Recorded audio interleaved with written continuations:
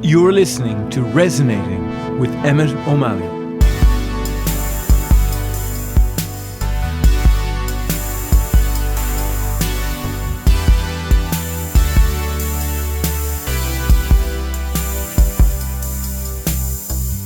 Hey folks, how's it going? Good to have you here. Happy Tuesday.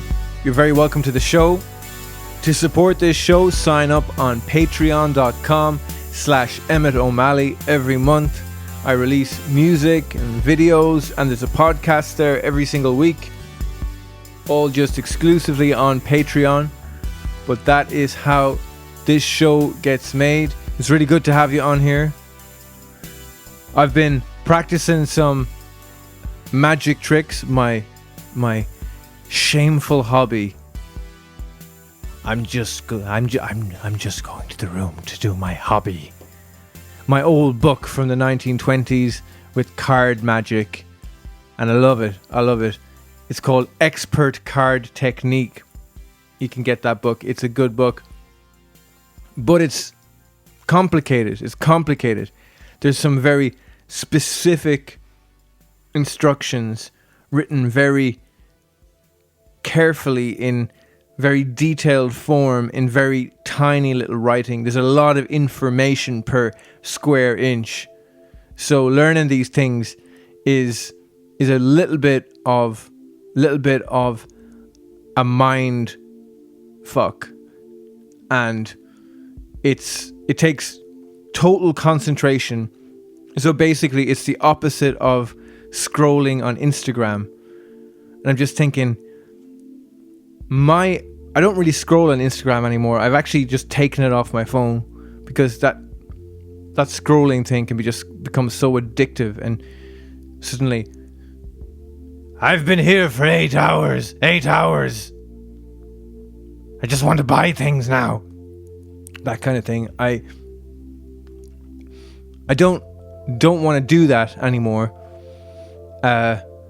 Subliminally walking around as a triggered consumer, just ready to buy random shit because I've been subliminally fed messages for like 3 hours. No more. But just something about this scrolling thing, the way things go round and round, and there's all this messaging, and my eyes are obviously going like kind of up and down in these tiny micro adjustments, flickering basically, this like kind of trippy little movement of the eyes because the screen is like flying past. So the eye must be doing some serious work there, and that's just the norm. And then you take it to a page of an old book with detailed instructions within the size of a postage stamp, and suddenly it's like, my brain, that's my brain. I'm not having an orgasm, don't worry. It's my brain relaxing, going,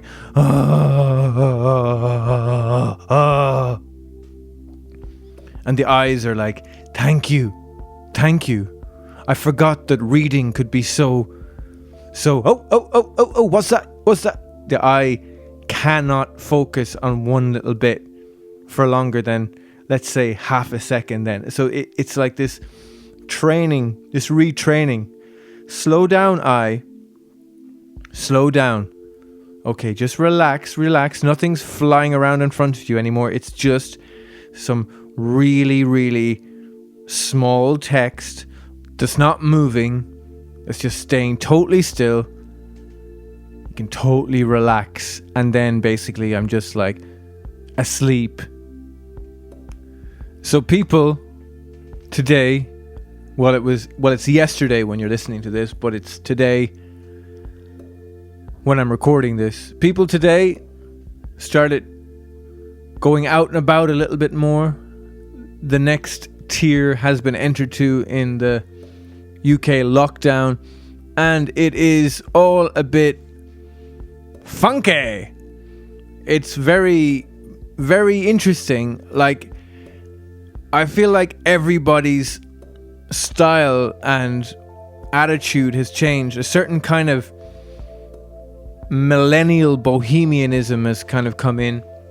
It all looks a little bit like footage from the 80s or something. There was like a guy dressed in the like old school punk gear just down the road from here, and he was wandering around with another guy, and he was all in leather, and maybe it was just an accident, but there was a bunch of people sitting around the square near where I live, and they were all like looking fairly bohemian, you know. They were all looking kind of grungy, you know. It was like a little bit Nirvana unplugged in New York, you know, kind of loose, oversized, kind of natty jumpers and stuff like this. And I guess that's how solicitors dress these days.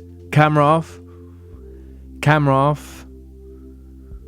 the High Court, and you're fine. Just for effect, just don't wear any trousers when you're on the calls as well.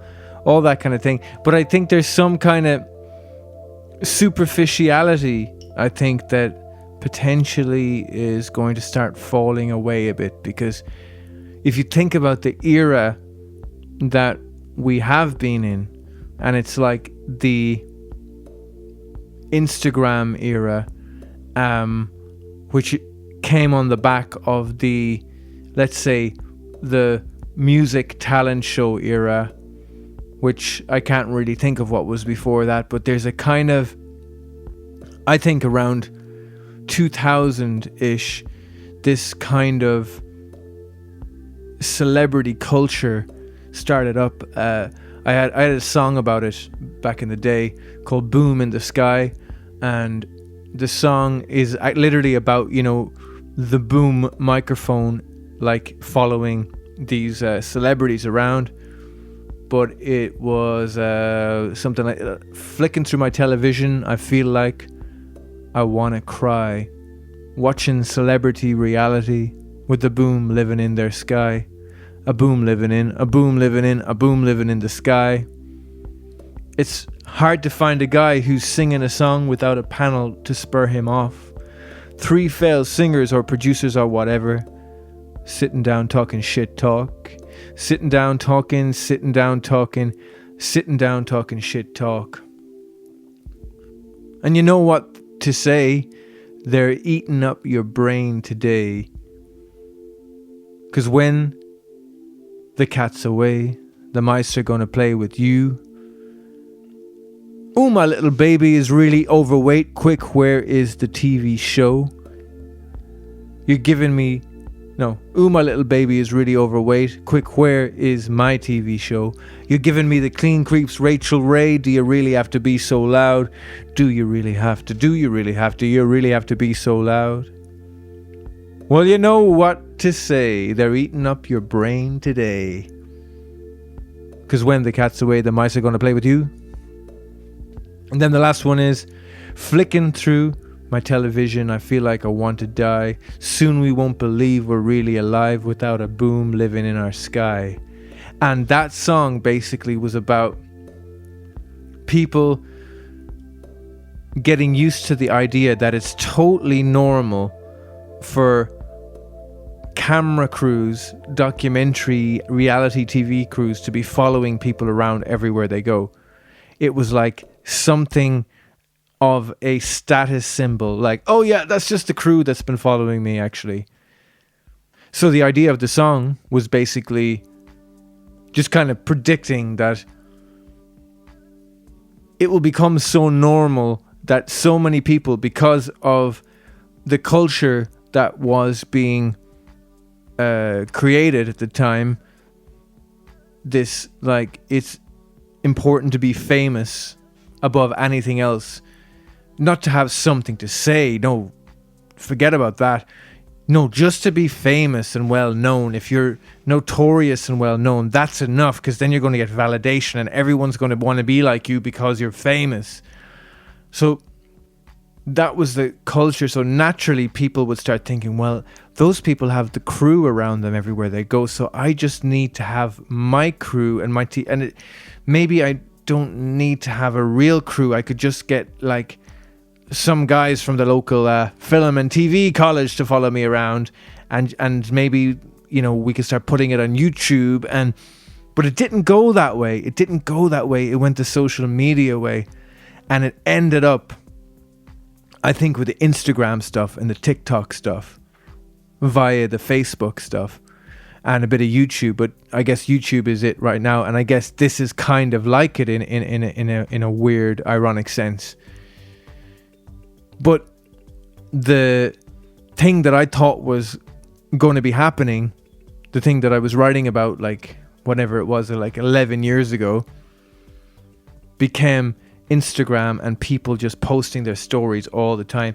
The boom living in the sky became the smartphone and the camera on the phone, and like constant updates and people doing rambly podcasts like this. So very, very, very, very interesting thing that perhaps after this pandemic, perhaps that kind of dies a death a little bit, because all these things just become completely commercialized immediately. Like once that's the popular thing that everybody's doing, that suddenly it's more about like, oh, personal brand and get like 1 million followers, and then I will be like basically advertising clothes. My posts of me just having a chat at home with my best mate, or singing my new song, it's really about the fact that you're wearing these trainers now. And so now that's just basically TV advertising. That's going to replace TV advertising. So what is the reaction against that? Well, I think it's going back to simplicity. I think it's going back to like, fuck all that bullshit. Let's have some like real human connection. Probably why people, I'm not saying this podcast, but probably why people want to listen to just really long podcast interviews and stuff like that. Just because people need something real. Because let's say that I just want to be famous and I don't need to have anything to say. Let's say that whole thing has reached its peak now. Maybe not, maybe so. Well, so if that's reached its peak, the reaction, the kind of natural reaction to that, should just automatically be everybody being as real and as natural as humanly possible. So what that is going to look like, who knows? But that's what I thought I saw when I went out for a walk today. Because think about it, essentially for a year, apart from a couple of like months, from the summer to like, when was it, like November, December, practically for a year, everybody's been like stuck inside. And one of the natural byproducts of people just sitting inside, and I can only speak for myself, but my own experience is that I started really thinking about what's important to me and what's important to be focusing on in general, because it just reminded me a little bit of those articles that you read about what are very elderly people's biggest regrets, that they might talk about on their deathbed or while they're quite old. Like, what do they wish they had done? And I think stuff like this, I can't put my finger on it, but there's something around this feeling that basically we don't just have to go back to the way it was before, because there's so many aspects of the way it was before that weren't good for us. So I think there's a lot coming up in this time, and I could just see that reflected today. It was just one little notion, like glancing around, that people were just kind of different. There's changes happening within. And when changes happen within people, that change is like manifested without. Not by some magical force, but just because when there's a change within, people's choices are different. And people's focus is different. And people's priorities are different. So I just hope that we're going to have a more peaceful, more thoughtful, and a more meaningful existence with each other. And I hope these tools that have been created initially for, I guess they're all business tools, which is great. We need to make a living, but I mean the vacuous nature by which these tools have been used so far. I just mean the kind of the egoic personal branding celebrity type bubble. I think that's hopefully just going to burst. That whole thing, that these tools can be used just to really nurture our souls from now on. It's just a thought. It's just a thought, and I hope it happens. But that was just what I thought today, wandering around, thinking about what's it going to be like after all of this lockdown has passed. I've been writing some new songs. The last few weeks, I'm challenging myself to write 2 or 3 songs a week. And with the caveat, they don't have to be good, they just have to be songs. And just to keep it lit, keep it going. I think I wrote possibly my favorite song that I've ever written in this time. And yeah, I've put that one up there on the Patreon with all that other new stuff. It's a song called Fighter. And yeah, it's just about the way, I guess, you know, young men struggle in themselves, and how it can end up being like quite horrific. And it's just about the fight, that fight within, and then that fight outside of us because of the fight within. I am a fighter out on the town. I wish the world was lighter on my crown. But I can't tell you what's going on with me. We'll have to take it out in the streets. I am a fighter in my mind. I can't put it down now, leave it all behind. There was a different life for me, but these people just won't let me be. This life's been weighing down on me, you'll never understand. So the thoughts I have inside of me are manifested by my hand. This small town life is choking me, same faces, same old chat, same weekend down the pub again and again. Will she be there on Friday night? Will she be with him? Well, that's not right. They tell me let go, it's been too long, causing damage when I go on and on and on.